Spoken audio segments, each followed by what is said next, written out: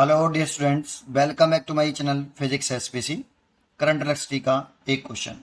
If equivalent resistance between points A and X is 5। ये x point दे रखा है यहाँ पे। ए और एक्स के बिटवीन इक्विवेलेंट रेजिस्टेंस है 5 and equivalent resistance between point A and B is 10 then find R2। देखो, जिन दो पॉइंटों के बिटवीन इक्विवेलेंट रेजिस्टेंस पूछा जाता है उन दोनों पॉइंटों से सबसे पहले हम बैटरी जोड़ते हैं।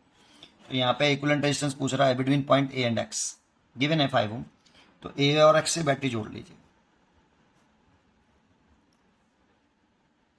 अब एक पॉइंट आपको हमेशा याद रहना चाहिए कि किसी सेल से पॉजिटिव टर्मिनल से जितनी करंट लीव करेगी नेगेटिव में उतनी ही एंटर करनी चाहिए।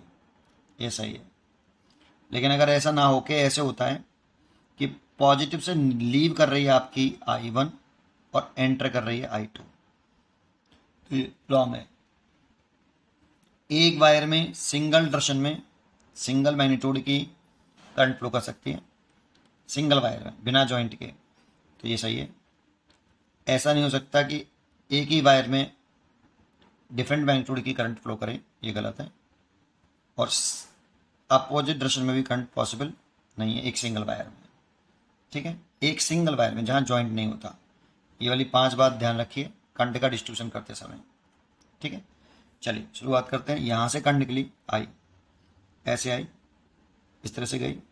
अब देखो, अगर ये करंट को मैं यहाँ डिवाइड करता हूँ तो जितनी करंट यहाँ से लीव करिए उतनी ही करंट एंटर नहीं करेगी, तो ये करंट ऐसे जाएगी। तो सेम करंट ऐसे आएगी और ऐसे चली जाएगी बेटा। तभी जितनी करंट लीव कर रही है पॉजिटिव टर्मिनल से उतनी ही एंटर करेगी नेगेटिव टर्मिनल में। अगर ऐसा है तो इसमें केवल एक ही रेजिस्टेंस वर्क कर रहा है। ये रेजिस्टेंस में कोई करंट फ्लो नहीं कर रही, तो ये रेजिस्टेंस यूजलेस है। और इसमें भी करंट कोई फ्लो नहीं कर रही, तो ये रेजिस्टेंस भी यूजलेस है।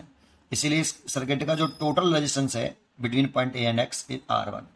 तो equivalent resistance between points A and x, तो जो R इक्विवेलेंट है या R ए एक्स के अक्रॉस जो इक्विवेलेंट रेजिस्टेंस है ये R1 है, क्योंकि एक ही रेजिस्टेंस है बस ये वाला। इसमें करंट फ्लो कर रही है, इसमें करंट जा नहीं रही, इसमें करंट जा रही नहीं, तो ये यूजलेस हो गया। और ये हमें दे रखा है कितना, 5 ओम। तो R1 की वैल्यू निकल आई आपकी 5 ओम। लेकिन R1 निकालना ही नहीं है, निकालना हमें R2 है, मतलब दैट मीन्स ये वाला रेजिस्टेंस। अब कह रहा है कि and equivalent resistance between point A and B is 10 ohm. तो इक्विवेलेंट रेजिस्टेंस दे रखा है हमें, दोबारा से डायग्राम बना ले ऐसे।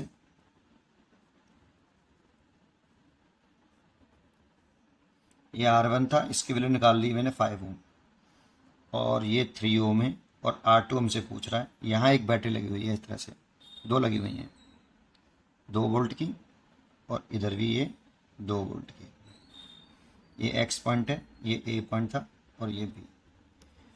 ठीक है, फाइंड द R2। लेकिन कब, equivalent resistance between point A and B is 10 ohm, then find R2। तो equivalent resistance between point A and B कह रहा है, तो बैटरी ए और बी से जोड़िए। मान लो इसका पोटेंशियल डिफरेंस भी है। तो देखो, ये लो पोटेंशियल है तो इसका पोटेंशियल लो पोटेंशियल है ये, और ये हाई पोटेंशियल है, तो इसका पोटेंशियल मैं 0 मान लेता हूँ, 0 वोल्ट। तो ये लो है तो ये हाई है, तो यहाँ से यहाँ चलेंगे तो पोटेंशियल बढ़ेगा। तो कितना बढ़ेगा, V। ये पोटेंशियल डिफरेंस है, ये पोटेंशियल लिखा है। तो इन दोनों पॉइंटों के बिटवीन पोटेंशियल डिफरेंस कितना है, इसका 0 वोल्ट हो गया, इसका V वोल्ट हो गया। ये 0 है, ठीक है, तो पोटेंशियल डिफरेंस हो गया V। ठीक है, इसका लेट कर लेता हूँ कि पोटेंशियल आपका एक काम करते हैं, इसका छोड़ें, इसको ऐसे रहने दें, इसको लेट करने से कोई फायदा नहीं। इसका पोटेंशियल 0 मान लेता हूँ। मान लो किसी एक पॉइंट का पोटेंशियल 0 मानना होता है, तो मान लो इसका पोटेंशियल 0 है, इस एक्स वाले पॉइंट का पोटेंशियल 0 है। तो ये लो पोटेंशियल है और ये हाई पोटेंशियल है। तो ये 0 है, तो इस वाले पॉइंट का पोटेंशियल कितना होगा, प्लस के 2 वोल्ट। क्योंकि लो से ये इसका पोटेंशियल लो है और इसका हाई है, तो लो से हाई चल रहे हैं, तो पोटेंशियल कितना बढ़ रहा है, 2 वोल्ट। तो इन दोनों पॉइंटों के बिटवीन पोटेंशियल डिफरेंस 2 वोल्ट का है। ऐसे ही ये प्लस का है तो इसका प्लस के 2 वोल्ट है, और ये माइनस का है। तो जब हम यहाँ से प्लस का 2 वोल्ट और इसका लो पोटेंशियल होना चाहिए, इसका 0 होना चाहिए। क्योंकि पोटेंशियल डिफरेंस इन दोनों पॉइंटों का कितना है 2 वोल्ट, तो 2 वोल्ट दे रखा है। तो देखो इसका इसका पोटेंशियल सेम हो गया, एक्स वाले पॉइंट का और वाई वाले पॉइंट का पोटेंशियल सेम हो गया, 0 वोल्ट और 0 वोल्ट, और पोटेंशियल सेम हो गया तो करंट इसमें करंट नहीं जाएगी, क्योंकि इसमें करंट अगर जाती तो इसके क्रॉस कुछ ना कुछ पोटेंशियल ड्रॉप होगा, और इसका पोटेंशियल फिर सेम नहीं रहेगा, जबकि पोटेंशियल कैसा है इन दोनों पॉइंटों का सेम है, इसीलिए इसमें कोई करंट ड्रॉप नहीं होगी। इसको बोलेंगे शॉर्ट सर्किट, इसको बोलेंगे शॉर्ट सर्किट। इसमें कोई करंट नहीं जाएगी, करंट ऐसे जाएगी, यहाँ से करंट निकाली तो ये करंट ऐसे चली जाएगी,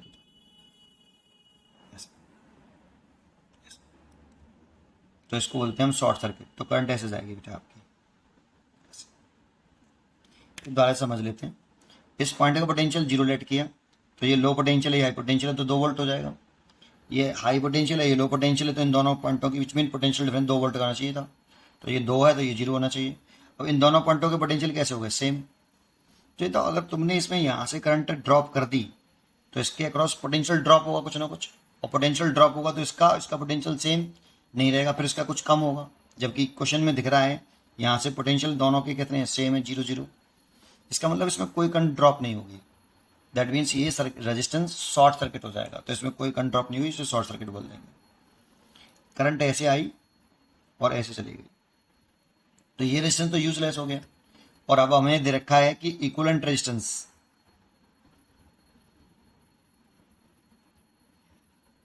between point A and B, ये आर ए बी दे रखा है इक्विवेलेंट कितना 10 ओम। और देखो ये रेजिस्टेंस और ये रेजिस्टेंस सीरीज कॉम्बिनेशन में देखो करंट सेम है, और ये तो रेजिस्टेंस यूजलेस हो गया, करंट गई नहीं है इसके अंदर। सीरीज कॉम्बिनेशन में तो R A B equivalent equal to R1 plus R2, तो ये रखा है 10 और R1 निकाल रखा है 5, तो R2 निकाल सकते हो आप, R2 इक्वल टू कितना 5 ओम। इसलिए इसका आंसर होगा बी चॉइस इज करेक्ट। पढ़ते रहिए और खुश रहिए। Thank you.